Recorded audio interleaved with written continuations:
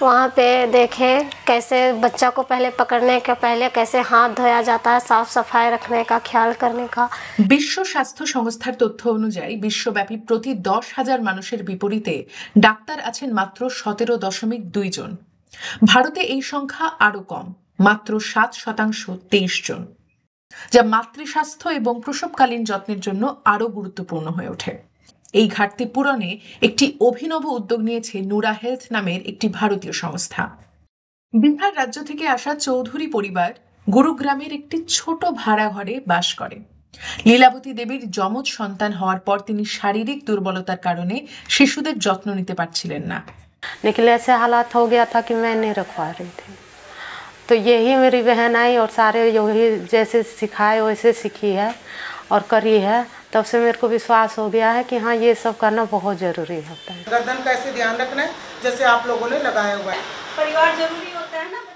নুরা হেলথের care companion programme পরিবারের সদস্যদের প্রশিক্ষণ দেয়। এতে রয়েছে ক্যাঙ্গারু মাদার কেয়ার। এই পদ্ধতিতে শিশুকে বুকের সাথে লাগিয়ে রাখা হয় উষ্ণতা ও বন্ধনের জন্য।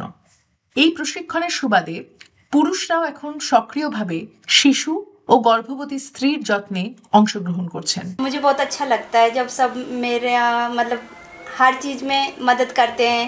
कोई प्रॉब्लम होता है तो जैसे चाय नाश्ता हो गया, खाना हो गया, बनाने में दिक्कत होता है, प्रॉब्लम होता है तो बना के दे देते हैं।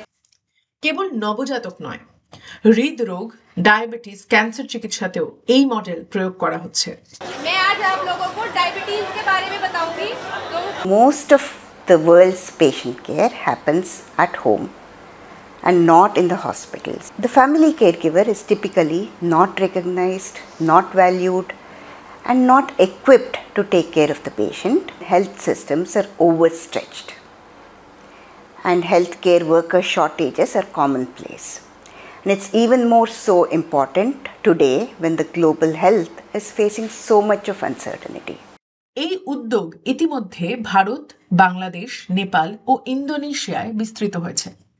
বিশ্ব স্বাস্থ্য সংস্থার সাথে অংশীদারিত্বে তারা এই মডেলকে বিশ্বব্যাপী প্রয়োগের জন্য কাজ করছে।